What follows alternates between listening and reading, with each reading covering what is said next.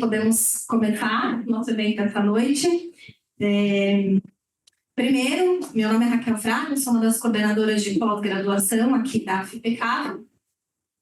E, bom, gostaria de dar as boas-vindas oficialmente a todos que estão presencial aqui com a gente nessa noite e também dar as boas-vindas para quem nos acompanha online. Esse evento está sendo transmitido simultaneamente e também vai ficar gravado para que todos possam acompanhar e assistir depois. Esse é o primeiro evento presencial aqui na FIPECAF em 2024, então é um motivo de bastante alegria para a gente. E esse evento, especificamente, foi planejado e organizado com o intuito de marcar um momento bastante importante para nós aqui na FIPECAF, que é o lançamento de mais um curso que passa, então, a compor o nosso portfólio de cursos de pós-MBA, que é a nossa pós-graduação em Planejamento Financeiro Pessoal. É importante mencionar que durante todo o processo de concepção desse programa, nós tivemos o apoio fundamental da Planejar. Para quem ainda não conhece, a Planejar é a Associação Brasileira de Planejamento Financeiro, uma entidade que reúne todos os planejadores financeiros CFP aqui no Brasil e os demais profissionais interessados na atividade de planejamento financeiro pessoal. A Planejar também é afiliada ao FPSB, que é o Financial Planning Standards Board, e por isso é a instituição autorizada a conceder a certificação CFP a todos os profissionais que atendem aos padrões mundiais dessa certificação aqui no Brasil. E é importante mencionar também que a Planejar nos deu um suporte fundamental para a realização desse evento, foi quem indicou os nossos ilustres convidados aqui presentes hoje. E, inclusive, temos membros da Planejar aqui conosco, então um agradecimento especial já, e sejam bem-vindos também oficialmente. E, rapidamente, antes da gente dar sequência à apresentação, eu gostaria de chamar para se juntar aqui a nós, rapidamente, o professor Wellington Rocha, diretor-presidente da FIPECAF. Bem, a FIPECAF, muitos dos senhores e senhoras devem saber, a nossa fundação é uma das três irmãs. Desculpa, Luciana, repita um pouco a história. Alguns que já me ouviram falar sobre isso. Eu nunca ouvi falar, né? Eu sempre começo assim. Então, olha, nós somos uma das três. A USP, a Universidade de São Paulo, tem no seu conjunto cerca de 30 fundações. A universidade como um todo. Na FEA USP, né, aqui na cidade universitária, nós temos 3 fundações. 3. Essas 10%, né?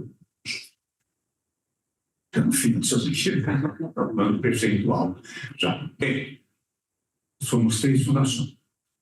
Sempre brinco, né? Dizer, por enquanto, né, Luciana? A mais famosa, por enquanto, é a FIP. É a tabela FIP, aquela coisa toda, taxa de inflação, por enquanto. Né? Mas nós vamos chegar lá. A FIP pode ser muito boa em economia, macroeconomia, microeconomia, inflação, né? Tabela e tal, tudo bem. A outra irmã, que é a FIA, né? Da negócios, escola de negócios, tudo bem.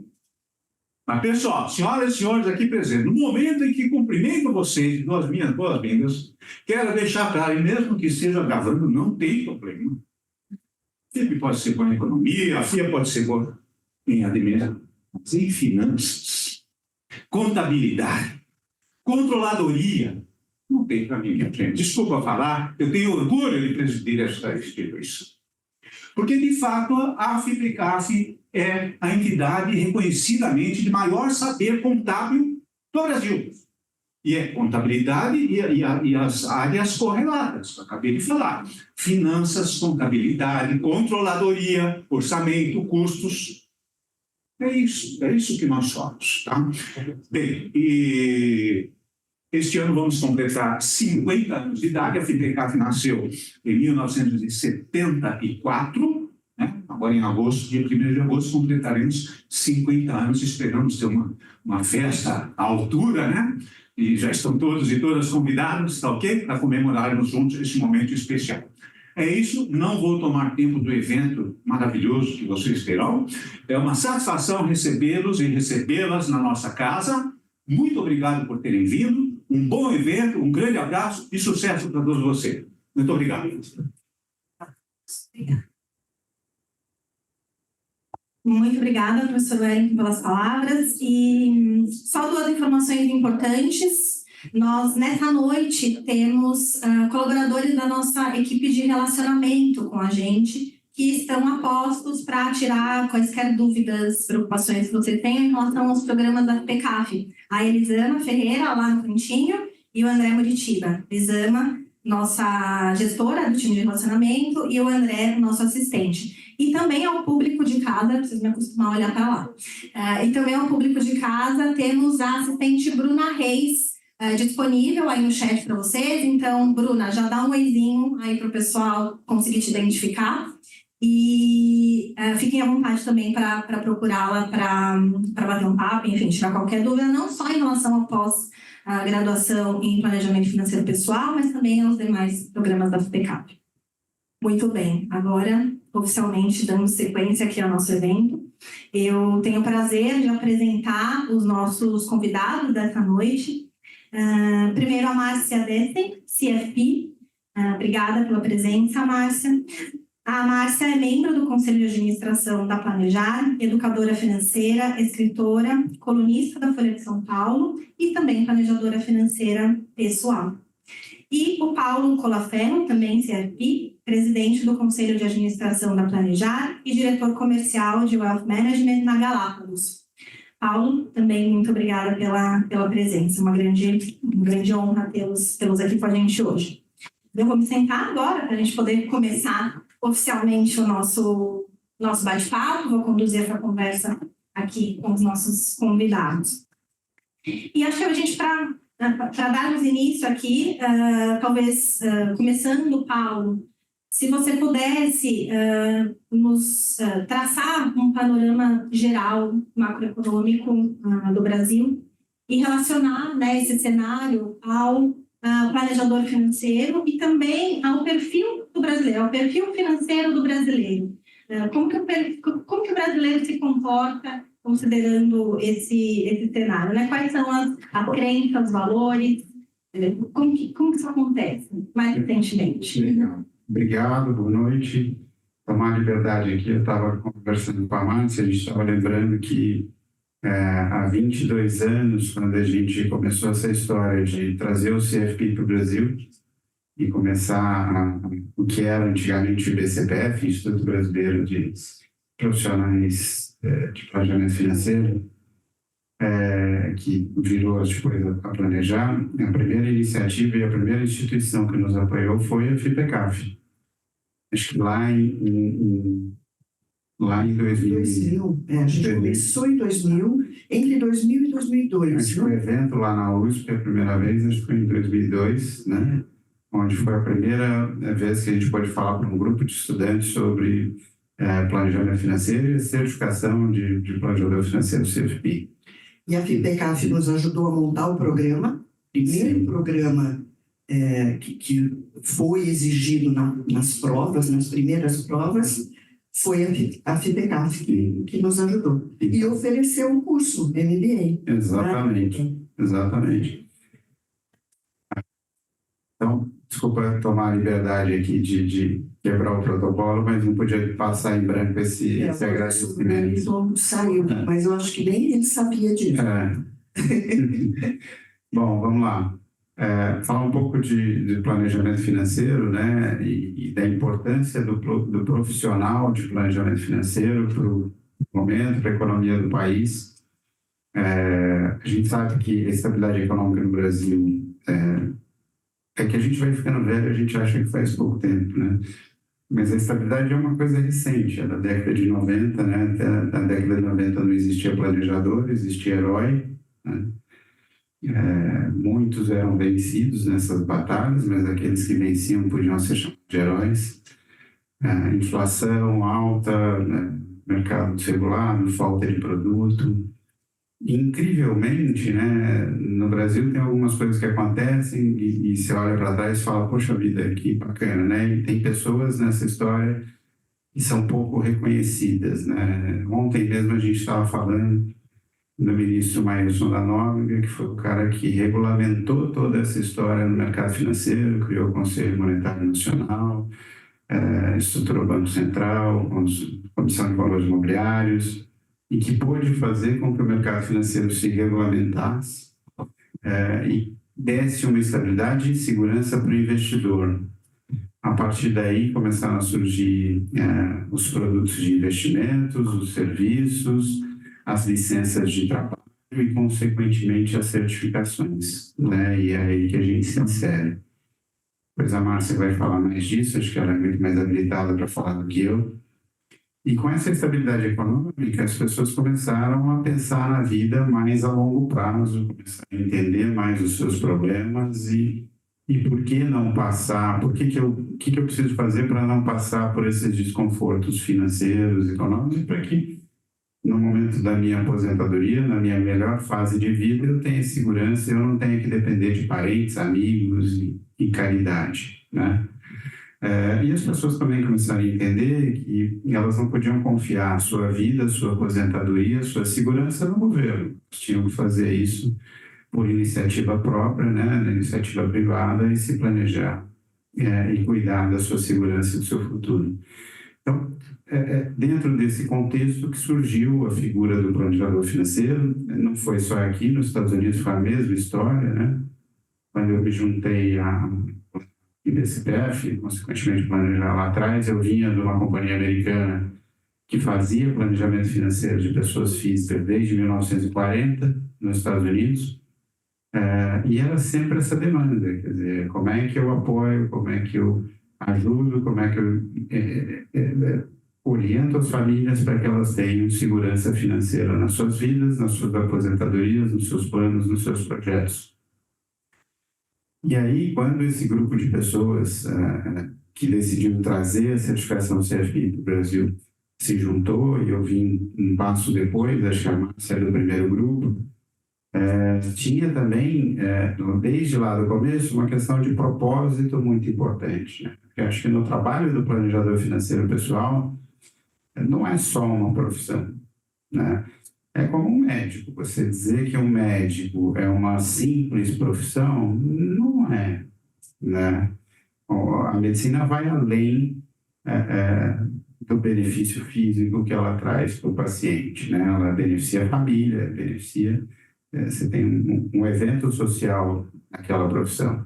E o planejador financeiro não é diferente, né? Um professor não é uma mera profissão. Muito bem lembrado. Já que estamos numa escola, o impacto que um professor leva na vida de uma pessoa é para sempre. Exatamente. E quando eu era jovem naquela época, e vi e falei, poxa, isso é legal, eu gosto do mercado financeiro, mas eu gostaria de ter uma atuação e de estar numa área que tivesse propósito, né? Que tivesse uma proposição. Então, é importante dizer isso aqui nesse curso que se inicia de planejamento financeiro. A nossa profissão, consequentemente a certificação que a gente representa, o Certified Financial Planners, representam não só uma função social no sentido de orientar as famílias, de trazer estabilidade, de trazer segurança, como também tem o propósito de fazer isso, né? Quer dizer, a gente olha, o planejador financeiro vai muito além, como o professor também, de uma simples profissão ou de uma profissão que tem apenas fins lucrativos, né? As pessoas acham que todo mundo que está no mercado financeiro só trabalha pelo dinheiro. Não é. As pessoas de fato são bem remuneradas, mas o planejador financeiro tem, por essência, uma função social muito grande. Então, voltando no contexto macroeconômico, eu acho que dentro da estabilidade econômica, dentro da regulamentação do mercado e dentro dessa estruturação que começou na década de 90, a consequente regulamentação, a criação das licenças, das certificações, a certificação CFPI veio como uma certificação de excelência, para dizer para o mercado o seguinte: olha, esse é o profissional mais qualificado que existe para falar sobre a sua vida financeira em todos os contextos, seja na parte de investimentos, seja na parte de fluxo de caixa, seja na parte de investimento imobiliário, seja na parte sucessória, tributária, ética e assim consecutivamente. Então, dentro desse contexto, eu diria que é a última parte da evolução do mercado no que diz respeito quando você impacta a pessoa física no fim do dia. A Márcia, acho que está nessa história desde o começo, tem uma contribuição maior que a minha, gostaria que ela desse o ponto de vista dela. Acho que a gente está junto desde o começo, Paulo. Me lembro das noites, sábados e domingos que a gente trabalhava. Era um grupo que achava que podia fazer alguma coisa para melhorar, né, o mercado financeiro.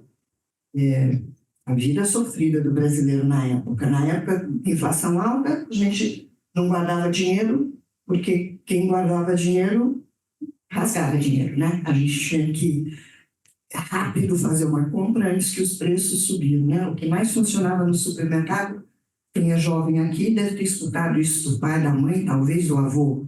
Aquela maquininha de remarcar preço era doida, ela não parava. Então, é impensável guardar dinheiro, pensar no futuro. Você comprava um produto, você via a etiqueta, ela estava até grossa, assim. Até grossa, tinha 4, 5, 6, uma em cima da outra. Então, é recente, né, esse período de estabilidade que permite que o brasileiro mude o comportamento dele em relação às finanças, mas não é simples, porque o modelo que ele tem em casa, nas famílias, na sociedade, ainda traz muito desse modelo de consumo imediato, porque senão o dinheiro perde valor. E a nossa moeda não é mais aquela moeda que perde valor com velocidade, mas vai levar tempo para a gente construir esse novo padrão de como a gente se relaciona com o dinheiro, né? E tem gente que fala que não guarda para o futuro porque não sobra. Não pode esperar sobrar, não vai sobrar. Ficar gastando como você estava acostumado antes, não vai sobrar. Tem que mudar o mindset, né? Tem que mudar a forma de pensar. E esse trabalho de planejamento financeiro, como disse o Paulo, tem um propósito muito, muito legal, né? É claro que a gente trabalha, quem trabalha com isso, trabalha por alguma renda, né? É remunerado pelo trabalho que faz, mas o impacto que a gente gera na sociedade, na pessoa, no indivíduo, é fantástico, é muito gratificante. Então, diria que quem caminha nessa profissão abraça uma carreira, um trabalho que é muito legal de trabalhar. E a certificação, mercado financeiro é um mercado extremamente competitivo. Eu me lembro, eu trabalhei no Citibank há muitos anos atrás, por mais de 20 anos, e eu me pegava às vezes, e a gente... Uma época que tinha pouca mulher. Eu era a única mulher no trading room, nas mesas de operação. Durante muitos anos eu era a única. Tem histórias para contar, mas talvez em outro evento. Mas eu me lembro que é um ambiente extremamente competitivo. E quando a competição pegava pesado dentro de casa, eu falava, gente, calma, o concorrente está fora. Aqui dentro a gente é colega, né? Era uma competição saudável, mas nem sempre ela é saudável. É uma competição levada ao extremo. É um mercado extremamente competitivo, aonde o profissional precisa se destacar de alguma forma, não brigando ou agredindo ou mostrando o seu lado mais feio, às vezes, né? Mas a certificação profissional é uma coisa que trouxe uma distinção para aqueles que atuam no mercado financeiro e que querem fazer isso de uma forma de destaque, né? E a certificação profissional, a Certified Financial Planner, que é essa certificação internacional, de fato, não sei se você vai me perguntar depois, mas já antecipando, acho que é mais para o final, não é? Pode dar é uma certificação CFP. Isto é uma licença para trabalhar? Não, ela é uma certificação de distinção. Algumas certificações são licença para trabalhar. Então, assim, está estudando quer arrumar emprego no mercado financeiro, vai fazer a CPA 10, a CPA 20 da Ambima. É colocar no currículo que você está empregado na semana seguinte. É simples assim. Entrada, é a sua entrada, o seu currículo vai para cima da pilha, né? Hoje não tem mais pilha de papel impresso, né? Hoje é tudo digital, mas supondo, né, que tivesse uma pilha, o seu CV, o seu currículo vai passar na frente, porque você tem uma certificação profissional que te habilita a sentar numa mesa, numa agência bancária e atender público, a prestar orientação sobre investimento. Isso é exigência do Conselho Monetário Nacional. Mas 2002 o Conselho Monetário Nacional exigiu, o Banco Central regulamentou, 2004 começou a aparecer a primeira certificação. Assim, você começa a falar, eu começo a me sentir velho, porque a gente participou da redação de todas essas regulamentações. De tudo isso. E copiando o modelo americano, eu trabalhei no Citibank, como eu já disse, e o mercado americano sempre teve, lá, na época, para falar de investimentos com o público, você tinha que ter uma qualificação. Aqui, qualquer pessoa falava sobre qualquer coisa com qualquer pessoa. Então, o público era muito mal orientado. Não era... porque era assim, não tinha regra, não havia... Estabilidade antes para você estruturar o mercado, né? A partir do evento da estabilidade é que você começou a estruturar as regulações e... Então, é muito legal quando você trabalha num ambiente que é regulado, né? E no caso, a certificação profissional qualifica a pessoa. É legal para o profissional que tem a certificação, que se qualifica para exercer esse trabalho. É legal para a empresa que emprega esse profissional. É legal para o público que é atendido por esse profissional mais qualificado, mais ético, mais tudo, né? De bom. E é bom para o governo, porque ele está, digamos, fomentando um governo, um mercado mais saudável, com o consumidor final, seja de investimento, seja de seguro, seja de outros produtos financeiros, um mercado mais robusto, mais saudável. Só para terminar, a certificação CFP, ela é de distinção. Ela não é uma licença para trabalhar, mas, por exemplo, é plano de carreira para quem já está em banco, a CPA 10 ou a CPA 20, ele fala assim, não, eu não quero ficar mais na agência, eu quero ir lá para o segmento alta renda, eu quero ir lá para aquele segmento que chama Private Banking. Um código de autorregulação da Ambima obriga a certificação CFP para quem quer ser banker num segmento de private bank nas instituições financeiras. Então, é saudável, é plano de carreira, é bom, eu gosto porque é bom para o profissional, é bom para a empresa que emprega esse profissional, é bom para o cliente desse profissional. É uma relação de ganha-ganha, ninguém perde quando você tem uma certificação por trás. Perfeito, Márcia. O que eu costumo ouvir muito dos meus colegas de mercado financeiro é que, de fato, o CFP ele acaba sendo a sugestão de uma das primeiras certificações a serem tiradas. Se o profissional ele vai em busca de realmente seguir com as demais certificações para ir organizando a sua carreira, o CFP seria a primeira delas, exatamente por, acho que, trazer também uma visão geral de aspectos importantíssimos de organização financeira pessoal, coisas importantes, inclusive, para a própria pessoa que está estudando para essa certificação. Não sei se vai ser a primeira, ela é a mais difícil. Quem não tem medo de estudar, desafia a certificação. Mas existem as certificações mais básicas, a porta de entrada talvez seja outra, a CPA 10, a CPA 20. E eu gosto também, tem gente que fala assim, não, vou fazer o CFA. CFA é Certified Financial Analyst, que também é outra certificação muito cobiçada no mercado financeiro. E aí as pessoas me perguntam, é verdade que CFA é a melhor?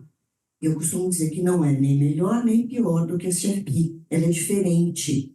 A CFP prepara o profissional para lidar com ativos financeiros.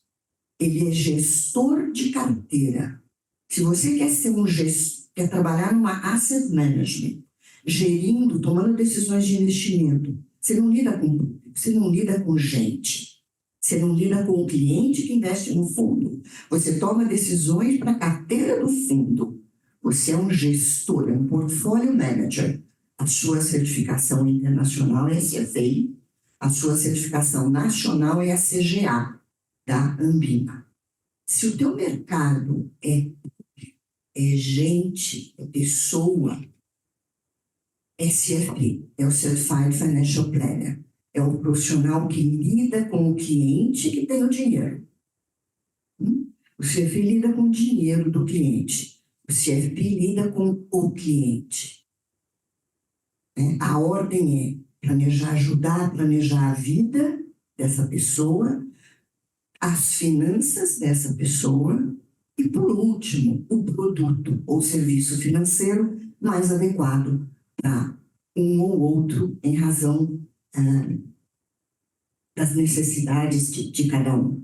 E não tem tamanho único nesse mercado, porque o que eu posso sugerir para você pode ser muito diferente do que eu vou sugerir para você ou para você. E cada um é cada um, né? Com situações muito... Mas eu acho que a escola oferecendo esse curso de planejamento financeiro vai oferecer realmente uma oportunidade muito legal para quem quer entrar no mercado de trabalho com um propósito, como disse o Paulo, né? Eu dou aula também e é interessante, né? Quando você dá uma boa aula, né? No final da aula, você pode... Às vezes eu dou aula de 4 horas seguidas. No final você está cansado, mas tem uma energia, uma gratidão, uma compensação importante. Quando você atende uma família com planejamento financeiro, com os conceitos que vocês vão ensinar aqui, ao longo do processo você tem a mesma satisfação, né? Uma vez eu ouvi de um médico que o médico que trabalha na UTI, dificilmente ele faz outra coisa, porque a adrenalina e a satisfação quando ele cura um paciente que estava em estado muito grave é uma coisa que é muito difícil de ser descrita quando ele vence a batalha, né? E a gente sente muita satisfação no trabalho de planejamento financeiro quando a gente impacta uma família. Hoje, por exemplo, eu sou diretor de uma empresa de investimentos bastante sofisticada. A gente tem investimentos de venture capital em tecnologia de inteligência artificial, crédito estruturado, mineração, todo tipo de investimento sofisticado. Eu tive 3 reuniões hoje com 3 famílias ao longo do dia. Engraçado, a parte de investimento foi a menor parte da reunião, né? A maior parte das reuniões a gente estava discutindo planejamento sucessório, planejamento fiscal, a sucessão, os filhos, a governança familiar, a estrutura de doação, ou seja, todos os conceitos pertinentes ao conceito de planejamento financeiro e planejamento de patrimônio. Então, eu falei, poxa, o serviço de gestão de ativos, por mais sofisticado que ele seja, ele de alguma forma comoditizou. É claro que ele precisa ser bem feito. Então, se você não se destaca, você não cresce. Mas o que está no entorno das necessidades do cliente tomou uma importância muito grande hoje. E o profissional não vai aprender isso se não for por outro caminho que não seja o planejamento financeiro. Se me permitem trazer um exemplo também, que eu acho que ilustra muito bem o que vocês comentaram sobre a função social. Você mencionou sobre a sua conversa com as famílias que você teve hoje e que provavelmente faz parte do seu dia a dia. Meu marido trabalhou por bastante tempo no private da Caixa, exatamente na agência que recebia os ganhadores da Mega Sena. Então, obviamente, eram CFPs, a maioria deles, né, os gestores de pessoa física. E imagine a responsabilidade que é você receber um ganhador de Mega Sena. sendo que a maior parte deles, a gente sabe a situação no Brasil, né? A maior parte deles, qual que era o primeiro desafio? Como que eu vou transportar o meu bilhete? Como que eu vou levar o meu bilhete à minha agência? Então, a orientação, ela começava desde aí. Quando eles chegavam na agência, a sensibilidade que eles tinham que ter para segurar a emoção da pessoa. E acho que parte da atividade do planejador financeiro também é estar muito conectado e estar muito sensível às emoções do seu cliente para conseguir conduzir um bom trabalho. Quando eles chegavam na agência, quando é que eles iam falar sobre investimentos? Era lá na frente, tinha uma série de coisas que precisavam ser conversadas antes, e a primeira delas, equilibrar um pouco essas emoções. Eu acho que, principalmente daqui para frente, né, com o avanço, a gente já teve uma pernada de evolução da tecnologia, e a gente vai ter uma maior agora com a inteligência artificial. Eu acho que vai ser um impacto muito maior do que a gente viu nas revoluções anteriores, né? Na Revolução Industrial, na Revolução Tecnológica que a gente já viveu. Acho que a revolução da inteligência artificial vai ser muito impactante, as pessoas temem muito isso.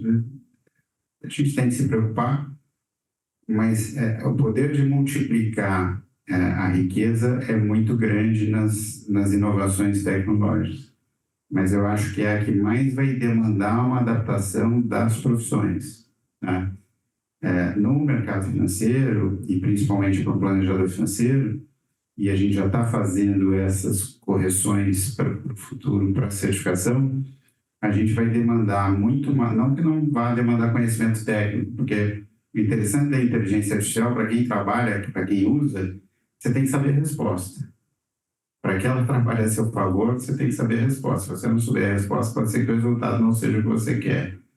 Então, se você tem o conhecimento, ela funciona super bem para fazer com que você ganhe produtividade e você ganhe rotina. Esse é o primeiro ponto. O segundo ponto é que a gente vai investir muito mais tempo nas relações pessoais do que fazendo análise, do que lidando com o mercado, do que decidindo o que comprar, o que vender. Isso o computador vai fazer. O que a gente vai investir tempo é preparando uma pessoa que ganhou na Mega Sena, dizendo para ela o seguinte: olha, 90% das pessoas que recebem herança, ganham na loteria, etc. e tal, não mantêm o patrimônio que recebem ao longo do tempo, porque receberam muitas vezes de forma inesperada e não estavam preparadas para gerir e nem para possuir o que elas estão recebendo. Boa parte dessas conversas que eu mencionei hoje são o seguinte: olha, o processo sucessório não começa quando a pessoa falece ou fica doente.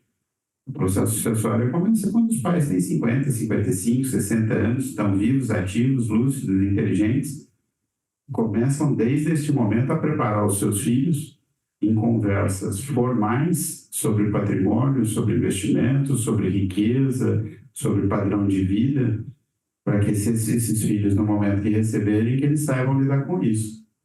Se a gente olha as famílias que são ricas há 3, 4, 5 gerações, todas têm uma coisa em comum. Todas respeitam muito o que receberam. Se você olha, eu tenho lá na nossa sociedade, na nossa empresa, que são vários sócios, famílias de quarta geração que são sobrenomes famosos. E se você olha para essas pessoas e como elas lidam com a riqueza, com o dinheiro, com o sucesso financeiro, você tem a impressão que elas tratam o dinheiro o seguinte: isso aqui não é meu, isso aqui está meu. Do mesmo jeito que eu recebi da geração anterior, eu tenho que cuidar, para passar para a geração seguinte.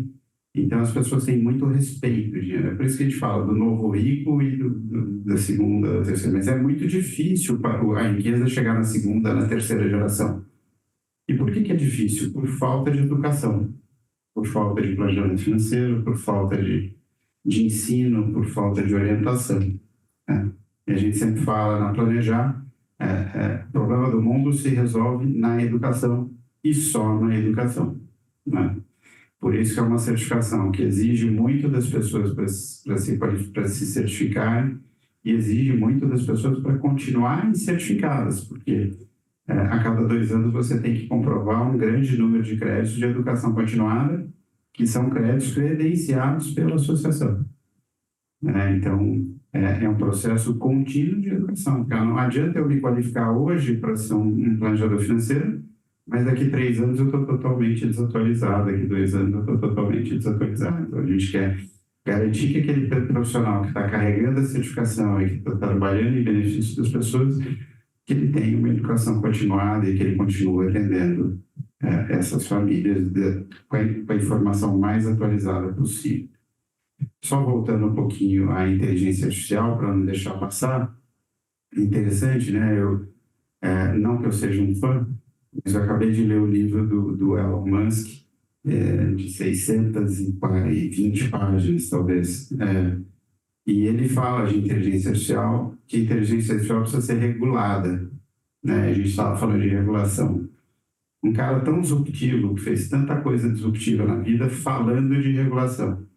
A importância da regulação que a gente falou do mercado financeiro aí, agora começa a se falar para a inteligência artificial. Nós vamos precisar passar por isso.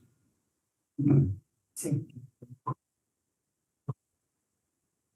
Quer perguntar mais alguma coisa que está... Temos algumas previstas, algumas perguntas, sim. Talvez vocês já comentaram um pouco sobre algumas possibilidades de atuação do CFP, já que estamos falando da certificação.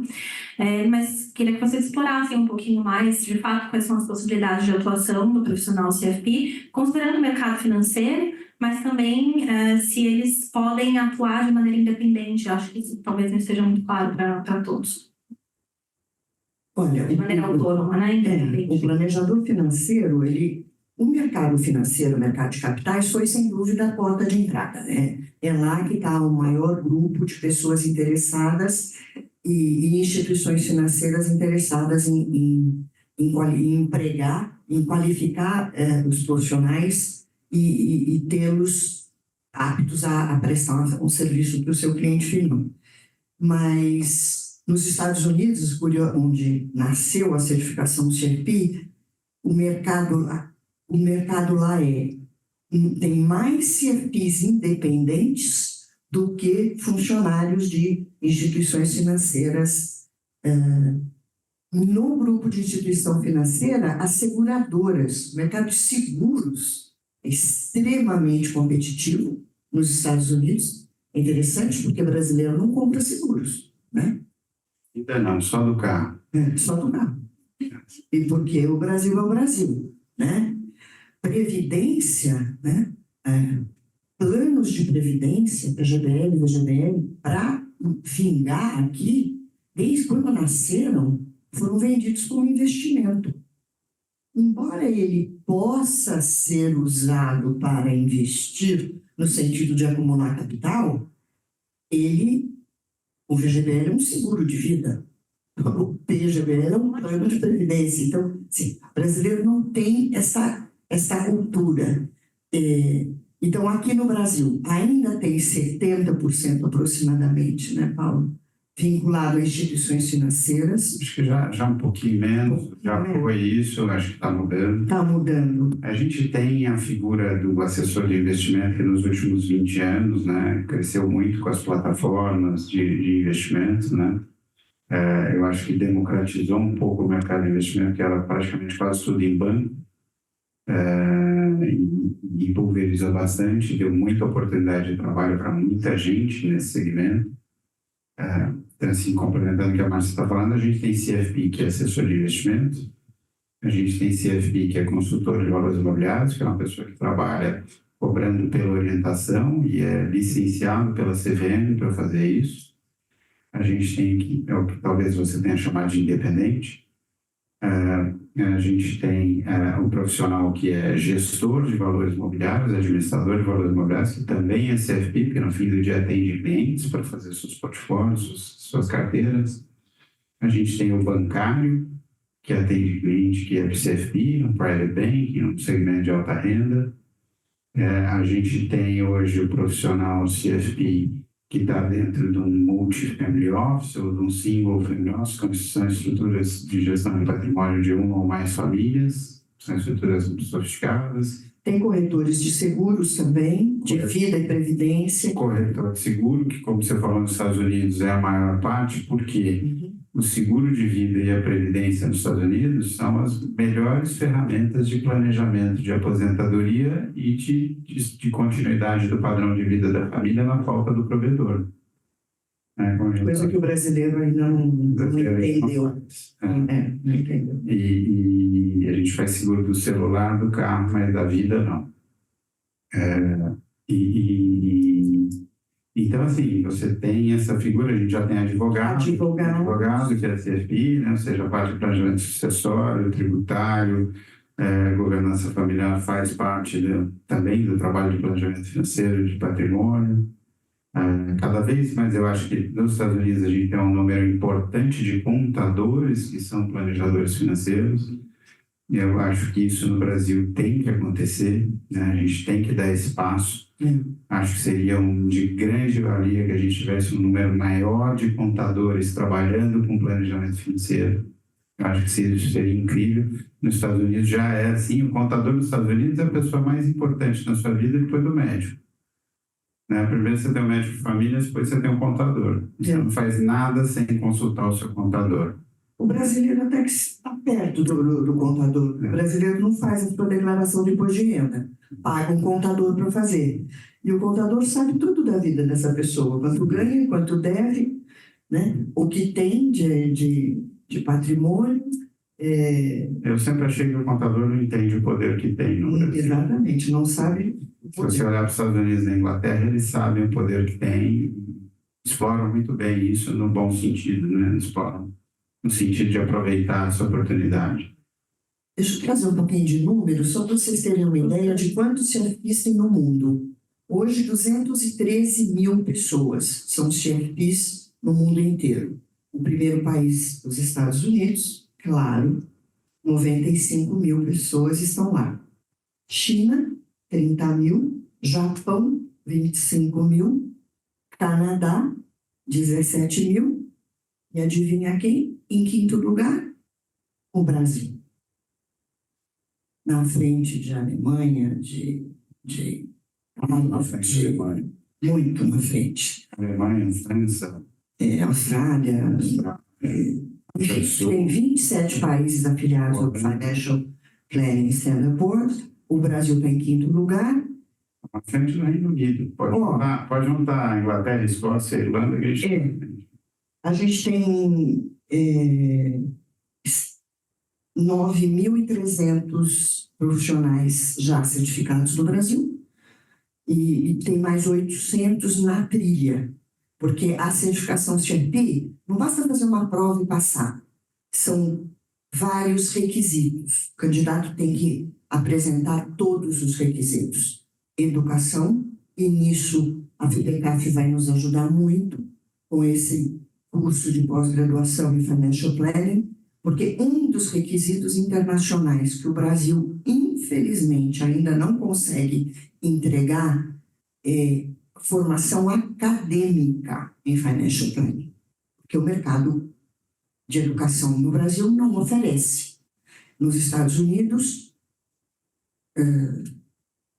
além do exame e da experiência profissional, que eu vou falar na sequência, ele é graduado, ele tem graduação, pós-graduação, mestrado, doutorado em Financial Planning. Nós não temos uma graduação. Nós não temos uma graduação.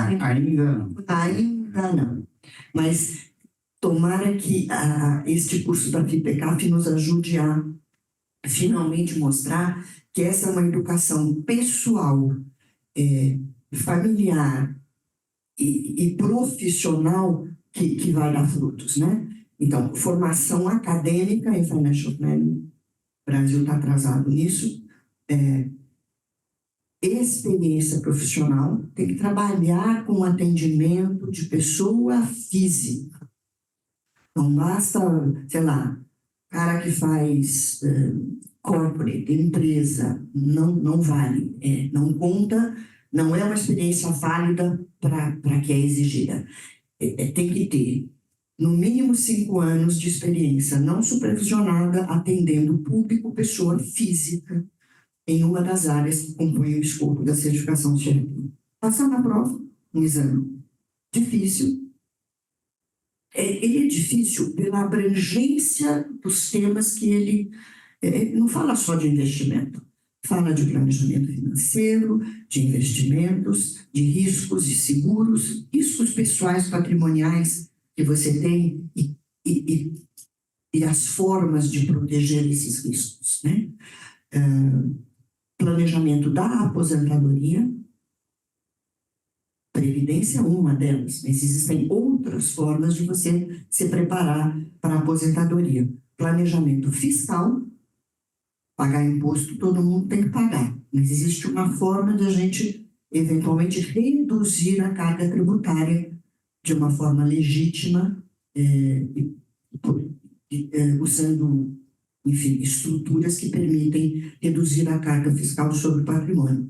E a sucessão patrimonial, que o Paulo já comentou, ou seja, como é que a gente protege filhos, netos, como é que a gente tem uma velhice saudável, né? E segura e confortável, e, se possível, deixar algum patrimônio, né? Ou preservar heranças recebidas, ou deixar herança para nossos herdeiros. Ou não deixar dores de cabeça para os nossos Ou não herdeiros, deixar também cabe, não né? deixar problema, Mas né? não deixar nada, né? Porque a gente herda dívida também, sabia?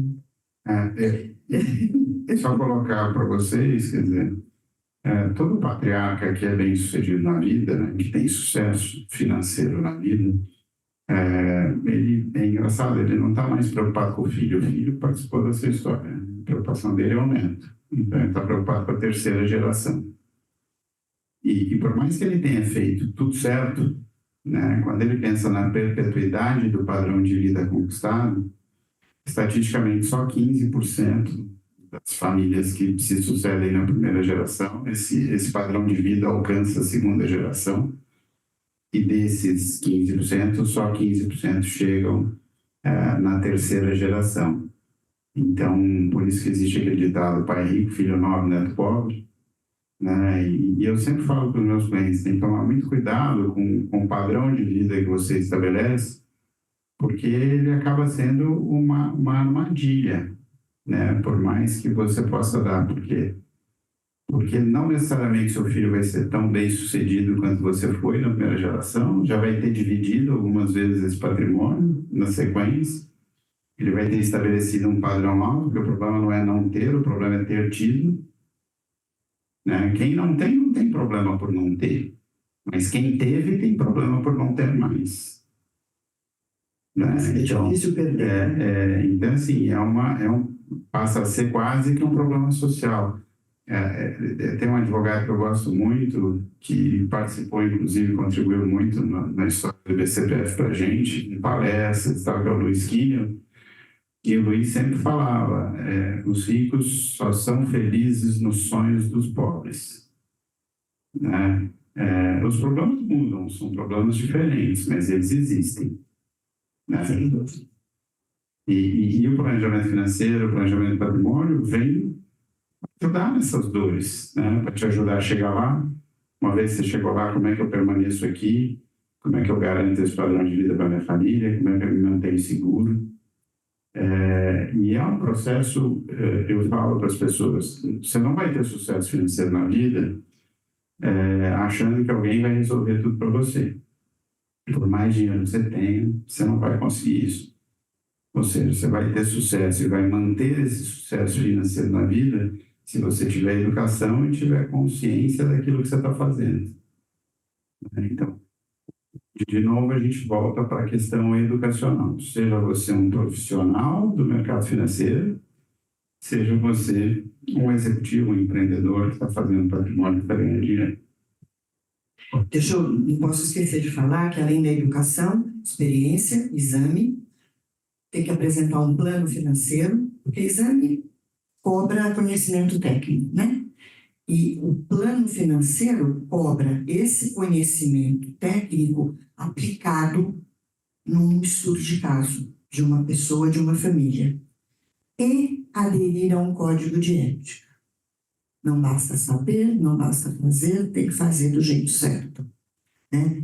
Então, esse conjunto de requisitos dos profissionais para obter a certificação CFP, sem dúvida, colocam esses profissionais numa situação, numa posição de destaque, de distinção em relação aos seus colegas de trabalho, tanto pelo amplo espectro que ele é capaz de, que ele conhece e é capaz de orientar pessoas e famílias, quanto pela conduta ética. O primeiro princípio do Código de Ética é o cliente em primeiro lugar, né?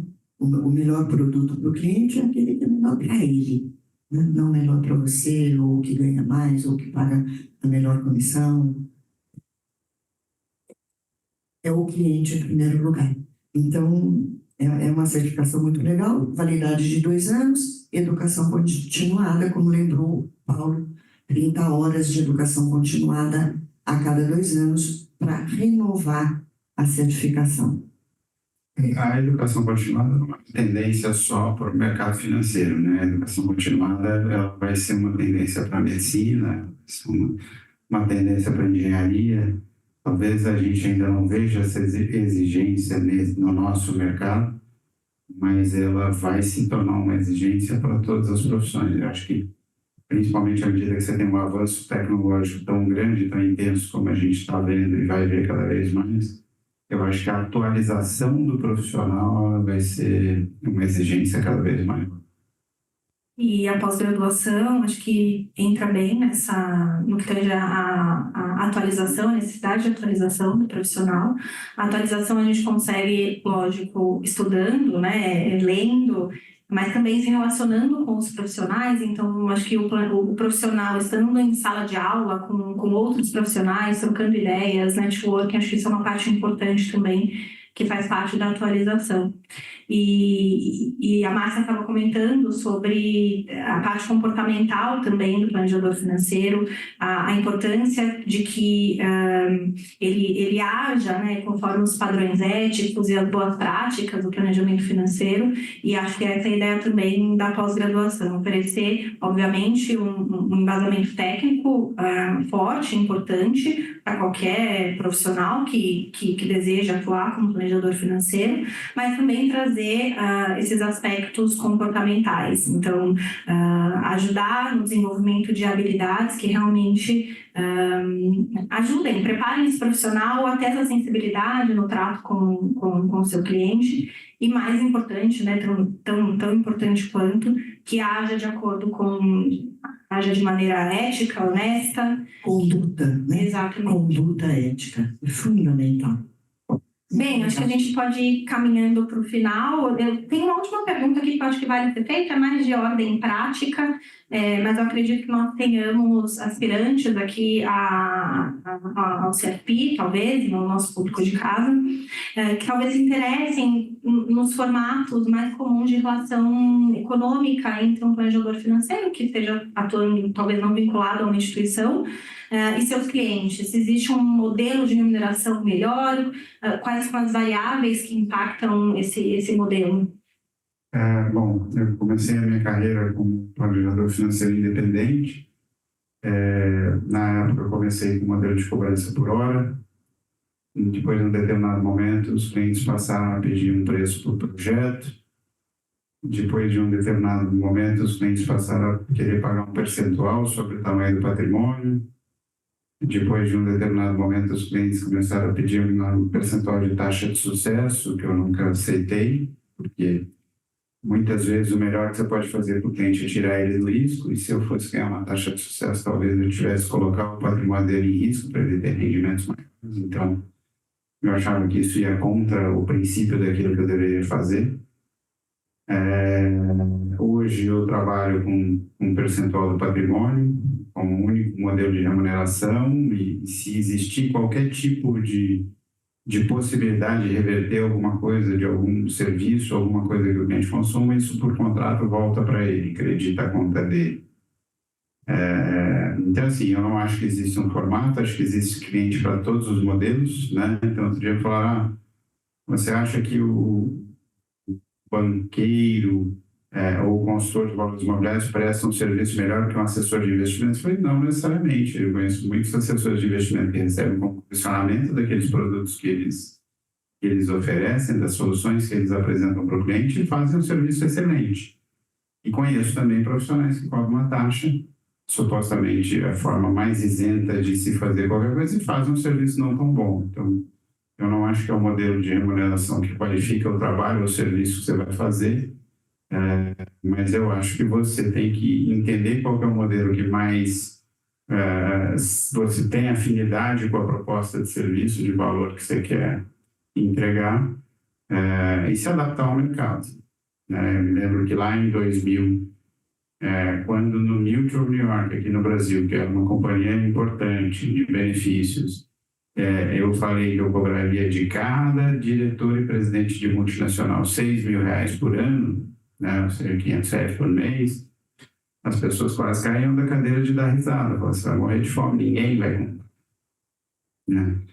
A gente tem clientes hoje que pagam múltiplas vezes esse valor para a gente por ano. Então, eu acho que o importante é o seguinte, a forma de remuneração tem que ser transparente.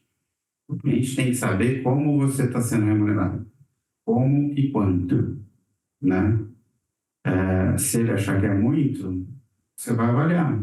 Se você pode reduzir ou se você vai para outro cliente que vai valorizar o seu trabalho. Se você vai cobrar por um projeto, se você vai cobrar um free fixo para atendê-lo, acho que vai da proposta de modelo de cada um. Acho que tem mercado para todo mundo. E a grande maioria ainda é funcionário de uma grande instituição financeira. Recebe o seu salário fixo, ele é um planejador, ele é um CFP, ele atua como um funcionário de uma grande instituição financeira, recebe um salário fixo e, eventualmente, bônus pelo desempenho. Ou é comissionado. Lembrou. É importante lembrar o seguinte, todo mundo é remunerado, tá certo? De alguma forma. Todo mundo é remunerado. O cliente que paga, como disse o Paulo, tem que ter transparência. O cliente tem que saber quanto está pagando para quem. Exato. E de que forma. É taxa, é percentual, está embutido, é debitado na conta, é rebate de corretagem. É spread entre a taxa do título e o que chega para o cliente. Porque tem receitas escondidas, O spread é uma delas. O mercado financeiro, hoje menos, as pessoas estão ficando mais inteligentes, mais espertas, mas a gente tinha uma piada que a gente falava, queria poder cobrar o que cobra um advogado da forma que o banco cobra. Cobrar um advogado, acho que também o valor dos honorários já sociabilizou muito, no passado era muito alto, e o banco cobrava sem você perceber. Então, se você conseguisse cobrar o que cobrava um advogado da forma como o banco cobra, você tinha um negócio invencível. Mas isso não cola mais, nem você cobrar além do valor do seu mérito e nem você cobrar de uma forma que não é transparente. Acho que isso tem vida bem curta. Então, só deixar claro, se alguém te oferecer algum serviço de planejamento financeiro e falar, não, você não precisa me pagar, é de graça, não existe isso. Não duvide, tenha certeza que está errado. Nem planejador financeiro, nem nada, nem ninguém. Nada é de graça. De alguma forma você está pagando. Eu tenho esse aplicativo aqui que eu digo, não é de graça. Seus dados estão aí, o volume, o fluxo que você tem gera valor, gera conteúdo do aplicativo, não tem nada de graça. A gente tem um chat. Sim, eu tô acompanhando aqui. Bem, eu acho que nós podemos então abrir para o público.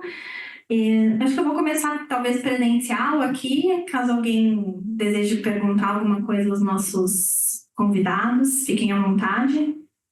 Alguém que eu leve o microfone, só levantem a mão que eu levo o microfone. Sempre demora um pouquinho, mas sempre tem dúvida. E, pessoal de casa, também fiquem à vontade para irem mandando suas dúvidas no chat, que logo eu volto aí. Boa noite, pessoal. Meu nome é Hugo Fonseca. Prazer estar aqui com vocês hoje. Obrigado, Márcia, Paulo e todo mundo. A minha dúvida, como um planejador em início de carreira, é que como planejadores, nós precisamos saber de muita coisa, como a Márcia bem disse. Tem que entender de gestão, tem que entender de planejamento de objetivos, investimentos, seguros, sucessório. É bastante coisa para um iniciante saber. Como o iniciante pode fazer para transpor essa dificuldade de saber tanto de tanta coisa? Porque, por exemplo, para fazer um planejamento patrimonial, de sucessão patrimonial, por exemplo, você acaba entrando em áreas do direito, por exemplo, que às vezes estão distantes da experiência da formação do planejador. Como fazer? Qual a melhor estratégia, o melhor caminho para um iniciante ter sucesso? Obrigado. Você quer responder ou eu respondo? A primeira coisa que me veio à mente é que o CFP ele é um generalista. Ele não é especialista de nada. Ele não tem que dar... Ele nem pode dar um parecer jurídico, por exemplo. Ele é um generalista. Então, ele tem um conhecimento genérico sobre o geral de todas as áreas, como elas se relacionam. E tanto que um dos princípios do Código de Ética é o princípio da competência. Quando algum assunto que escapa, que excede a sua competência, se apresentar num atendimento de um cliente, pede ajuda para os universitários. Estou brincando aqui, mas adicione um advogado, remetam o caso a um advogado, ou a um contador, se for um assunto que escapa da sua área de conhecimento, né? Mas muitas vezes você é a pessoa que mais conhece o cliente. E é aí que é a tua... Certamente o Paulo vai complementar com outro comentário, mas nenhum dos especialistas que eventualmente vão te ajudar nesse atendimento do cliente, conhecem o cliente melhor do que você. É Hugo, né? Obrigado pela pergunta. Eu me identifiquei com a sua pergunta. Eu me descobri planejador financeiro aos 28 anos. Me formei em administração de empresa pela PUC São Paulo. Eu era trainee do Banco Nacional em 1992, adorava o Banco Nacional, trabalhava numa área ligada ao Corporate Finance, que a gente desenhava produtos financeiros, era onde eu queria estar. E antes do fim do meu trainee, eu precisei voltar para o interior para assumir uma posição na empresa da minha família, que tinha muitos problemas, né? Várias empresas com problemas. E no meio dessa história toda tinha um drama familiar e eu tive que largar o Banco Nacional, o mercado financeiro que eu adorava, que é onde eu queria estar, para honrar ali com as coisas que a minha família precisava que eu ajudasse. Fiquei dos meus 22 aos meus 26, 27, trabalhando com a família. Quando eu resolvi tudo que eu podia ter resolvido, eu falei, eu vou voltar e vou fazer o que eu gosto. E aí tive que retomar uma carreira no mercado financeiro aos 27 para 28 anos. E aí tive a felicidade de encontrar uma companhia, tive a sorte, felicidade, destino de encontrar uma companhia que tinha essas características de planejamento financeiro, de cuidar da aposentadoria, do seguro de vida das pessoas, que era uma companhia que chamava Mutual of New York, depois foi vendida para a AXA, que é um dos maiores conglomerados financeiros do mundo. E essa companhia me deu a possibilidade de estudar, de entender e de ver muitas coisas. E lá eu me tornei um representante financeiro internacional que entendia muito de utilizar o seguro mutualista nos Estados Unidos para fazer planejamento financeiro de famílias com seguro e com previdência. Consequentemente, comecei a aprender um pouco de investimento, muito mais nos Estados Unidos que no Brasil. Então, eu aprendi sobre o mercado internacional antes de aprender sobre o mercado local. Eu já sabia o que era Treasury de 10 anos, de 5 anos, operações de private equity, antes de saber o que era CDI. Minha história é o contrário. E aí essa companhia montou um escritório no Brasil e falou o seguinte: a gente quer que você monte a área de planejamento financeiro de patrimônio no Brasil. Eu falei, poxa, mas eu nem sei fazer conta de juro composto. Eu, na verdade, sabia que fazia tempo que eu não fazia, nos Estados Unidos era juro sim. Eu falei, legal. E daí eu me propus a uma coisa que, para mim, acho que foi a maior divisor de águas da minha vida. Assumir que eu não sabia. Né? Então, quando uma pessoa me perguntava uma coisa que eu não sabia, eu falava, não sei. Eu falava, me dá 2, 3 dias, eu vou descobrir. Eu vou voltar com a resposta para você. Né? E quando eu entendia que era uma área que eu nunca poderia dominar, como, por exemplo, a parte legal, eu voltava e falava, ó, isso aqui funciona assim, você precisa de um advogado com essas características, eu já pesquisei, existem esses 3, se você quiser uma reunião para você. Era assim que eu agia com os meus clientes. Né? Quando eu descobri que existia um grupo que estava trazendo certificação de nível internacional, e eu conheci o CFP dos Estados Unidos para o Brasil, eu falei, eu preciso estar com esses caras. Na época, eu não falei, eu preciso estar com esses caras para trazer a certificação CFP para o Brasil, porque eu me preocupo com o Brasil, que isso vai ser legal para o Brasil. Eu preciso estar com esses caras, porque eu preciso aprender com eles. Né? Então, quando eu estava lá de noite com a Márcia, com o Uf, toda essa turma que montou o CFP, fazendo a certificação, eu estava o tempo todo aprendendo o caminho que eu encontrei. Estar perto de gente que sabia, assumir que eu não sabia, ser honesto com os meus clientes para quando eles me pedissem uma coisa, eu falava que eu não sabia. Para minha sorte, nessa época já estava começando o Google, né? Então você não precisava da minha enciclopédia britânica. Então, isso ajudou muito. Então, assim, é legal essa expectativa que você tem de entender que você precisa saber um monte de coisa para atuar numa determinada profissão. Mas eu acho que a boa vontade, o seu empenho e a sua honestidade vão fazer toda a diferença no processo. E se o cliente entender que você está sendo honesto e que você está se esforçando para buscar a melhor solução e que você está indo atrás da melhor resposta para ele, ele vai te delegar uma confiança que ele não daria nem para o cara que tivesse a resposta de bate-pronto. Tá? Assim, Confiança é fundamental. se eu tenho uma contribuição para te dar, acho que essa é de coração.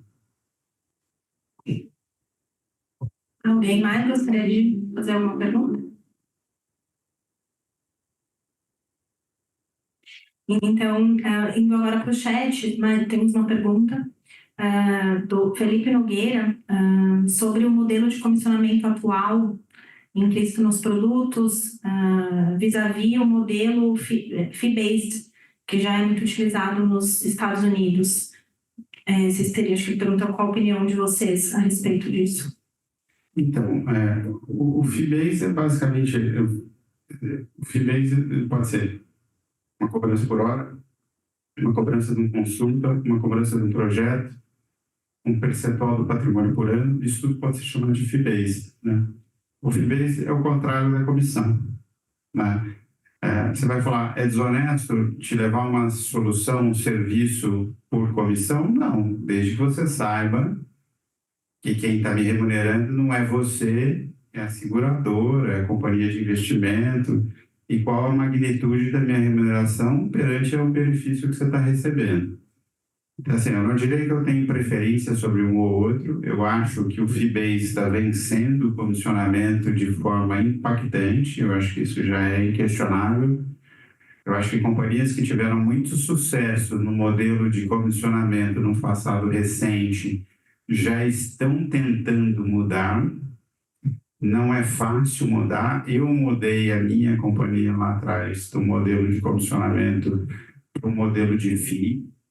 E no momento que a gente fez isso, a gente perdeu 40% das receitas. Mas se a gente não tivesse feito, a gente não teria sobrevivido. Então, ou você cortava na carne ou você morria. Né? Ainda bem que a gente tomou coragem de fazer. Então, não é fácil sair do modelo de comissionamento. Acho que tem muita empresa que no futuro próximo vai ter que passar por isso, senão não vai sobreviver, porque o cliente não aceita mais. Né? Ou vai ter que mudar a dinâmica e ser muito transparente. Olha, você não me paga, eu estou recebendo parte desse valor aqui que você está pagando nesse produto, vem para mim, e ser muito transparente nesse sentido. Então, seja o modelo de FII, seja o modelo de comissionamento, o modelo que vai vencer é o transparente. Eu não acho que tem um melhor que o outro, embora eu trabalhe com FII, e acho que eu só sobrevivi e me sucedi trabalhando com FII. Eu não acho que o modelo de comissão seja ruim. Os Estados Unidos vive de comissão, né? A Suíça é proibido por lei. Então, eu acho que tem... Eu não arriscaria dizer que um é melhor que o outro. Porque eu acho o seguinte, ninguém engole mais a falta de transparência. A Planejar não proíbe, e nem é papel dela proibir, mas ela orienta sim a transparência. O seu cliente tem que saber como ele será, como o planejador financeiro é remunerado. Se diretamente pelo cliente que ele atende, se indiretamente por comissionamento de produtos ou serviços. Eu, pessoalmente, acho o FII, o cliente pagar uma taxa ao planejador, eu, pessoalmente, gosto mais. Mas, como disse o Paulo, é uma questão de mercado, e desde que o cliente saiba e concorde, é ele que está pagando. Eu, num passado recente, eu tive a possibilidade de assessorar uma família quando a taxa de juros estava em torno de 2%, um pouquinho acima de 2%, e era um patrimônio bem grande, patrimônio de centenas de milhões. E a primeira coisa que a gente faz é avaliar o que está sendo feito, entender a estrutura de custos, mostrar para o cliente, montar o que a gente faria e como a gente cobraria. Esse é o primeiro passo de conquistar um cliente. E eu lembro que eu fiquei chocado, porque era um patrimônio de centenas de milhões de reais, e o banco que assessorava aqui já fechou, não vou falar mais, senão vocês vão saber quem que é, ganhou mais do que o cliente com o dinheiro dele. Numa estrutura de comissionamento que não estava transparente. Já fechou, esse banco já fechou. Então aqui, isso de tudo, né? É um banco de centenas de anos, não é um banco de jovem, né? Então, Complicado. Obrigada, Paulo e Márcia. Acho que, caminhando para o final já, tem um último comentário aqui, acho que tem relação com o que o próprio Paulo comentou em algum momento sobre a oportunidade que tem para os contadores, trazendo aqui para o nosso mundo de FPCAP também, destacando o potencial que um contador tem de trabalhar ajudando seus clientes, pessoas físicas. Esse potencial é gigante, mas são poucos que, na verdade, estão preparados ou também se sentem motivados a se preparar e embarcar num desafio como esse, de se tornar talvez um planejador financeiro e até adquirir outras certificações. Ele trouxe o exemplo aqui, análise fundamentalista, o CNPI, né, análise fundamentalista de empresas, por exemplo, que hoje cabe ao CNPI, é baseada principalmente em contabilidade, mas são poucos os contadores que buscam essa certificação. E, de fato, existe um mercado imenso aí a ser explorado pela classe contábil. Eu sou fã dos contadores. Meu pai era contador. Olha só. Né? Então, e assim, meu pai teve 4 filhos, não era um cara que construiu um negócio, mas nunca viveu como rico, nunca foi uma pessoa...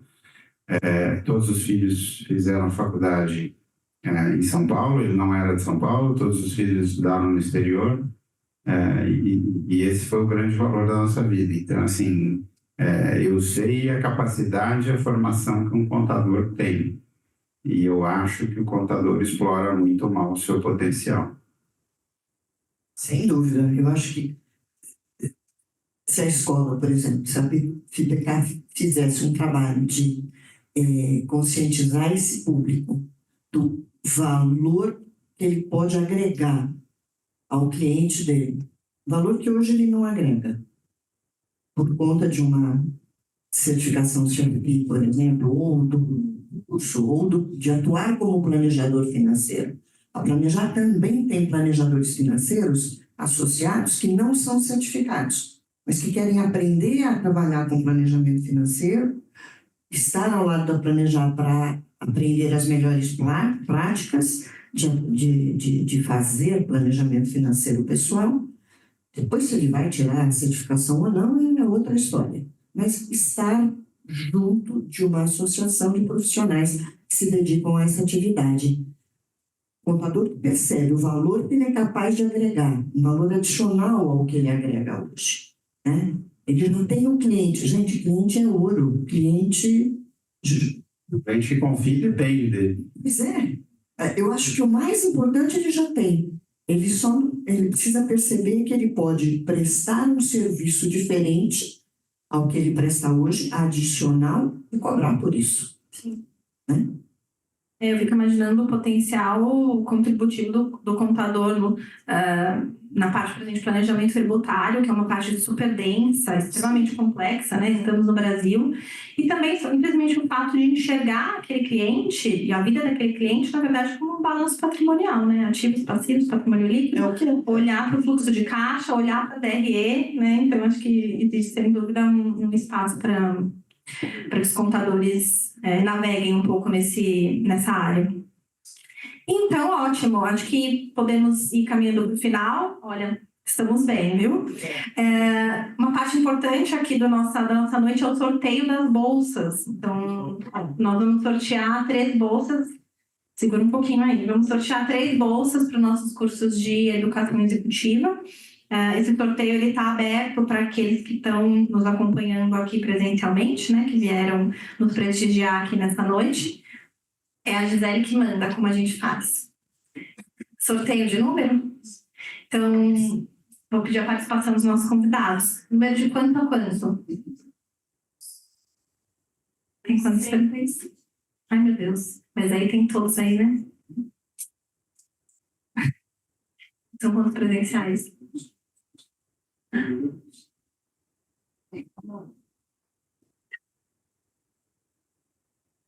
Porque senão vamos sortear, vamos ficar 1 hora sorteando. só entra no sorteio quem está aqui. Exatamente. Vamos lá, o número de 1 a 20, pode ser? O número de 1 a 20, então.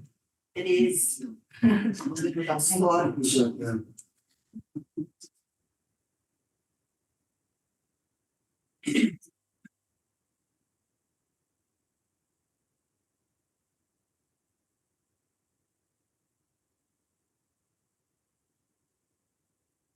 Número de 1 a 10, desculpa. 7.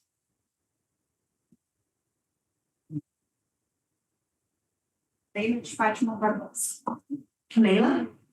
Parabéns, Leila. Vem buscar seu voucher.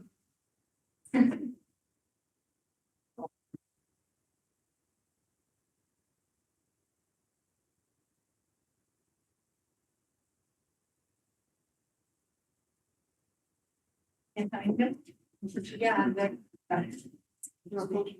Tira a foto. Obrigada, parabéns. Agora o próximo número, Paulo. 1 a 10, 17 e 7.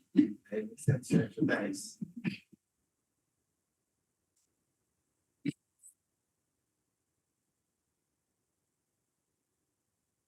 Aí eu também nem sei.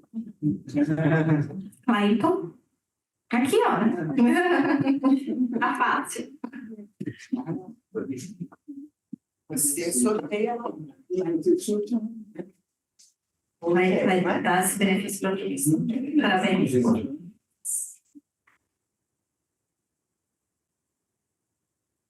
Muito bem, Clayton. Agora, eu estou. Número 4. A auditoria aqui tá ótima, vocês perceberam. Pablo Ferreira Gomes. Pablo vai receber a vez dele, hein, ó. Boa. 5. Fernando Ferreira Souza. Parabéns, Fernando. Venha buscar seu voucher.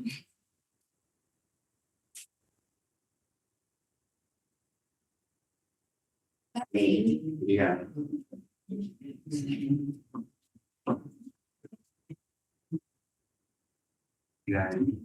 Muito bem, então. 3 bolsas sorteadas. Parabéns aos sorteados. Então, agora sim, vamos caminhar para o finalzinho do nosso evento. Antes disso, destacar, isso é importante, só a respeito das nossas bolsas. Então, todos participantes e inscritos também no nosso evento, nós temos o registro disso, tem 15% de bolsa nos nossos programas de pós e MBA. Um ponto importante também é que certificado CFP, então quem tem a certificação, tem 30% de bolsa na pós-graduação em planejamento financeiro pessoal. Benefício aí super especial. E o curso também vale créditos para educação continuada também, além dos cursos de educação executiva que já estão veiculados no site do Planejar, certo? Também o curso de pós-graduação entra nesse grupo. E muito bem, agora agradecimentos especiais aqui. Primeiro, a participação do público aqui com a gente, a participação do público que acompanhou a transmissão simultânea. Obrigada ao nosso time de relacionamento que ficou por aqui. Obrigada à Bruna, que estava super ativa aqui no chat, por ter ficado com a gente, sanando as dúvidas do nosso público. Agradecimento super especial ao time de marketing também, que nos ajudou, sempre nos ajuda com todo o cuidado e atenção a organizar esses eventos. E um agradecimento super especial ao time da Planejar, a Márcia e a Paulo por estar aqui conosco nessa noite e compartilharem com a gente aí tanto conhecimento, foi realmente excelente. Eu passo para vocês para dar as palavras finais, então.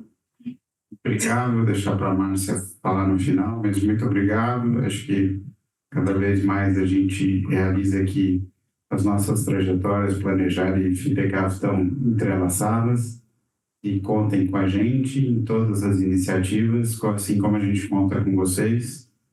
E muito sucesso e é isso. Mais uma vez, obrigado. Obrigado mesmo pela parceria. Como eu disse, educação, a parte da educação, formação acadêmica em Financial Planning é a última coisa que falta, ou estava faltando. Estamos, assim, prestes a ticar, assim, como dano, né? O FPSB fica de olho no que está faltando e a gente está prestes a liquidar essa fatura, essa pendência, e a gente conta muito com vocês para que isso aconteça. Um último comentário: a Planejar tem convicção de que planejamento financeiro transforma a vida das pessoas. Isso é absolutamente verdade. E o planejador financeiro é agente dessa transformação. Então, como a gente falou no começo, o propósito de trabalhar com isso é muito gratificante, porque sem dúvida que o planejamento financeiro transforma a vida e o planejador financeiro é agente dessa transformação. É muito gratificante. Quem trabalhar com isso não vai se arrepender. Para nós, a FPCAF também é uma honra contribuir de alguma forma com esse propósito. Muito bem, muito obrigada a todos, uma boa noite, bom finalzinho bom descanso para todos, muito obrigada pela participação.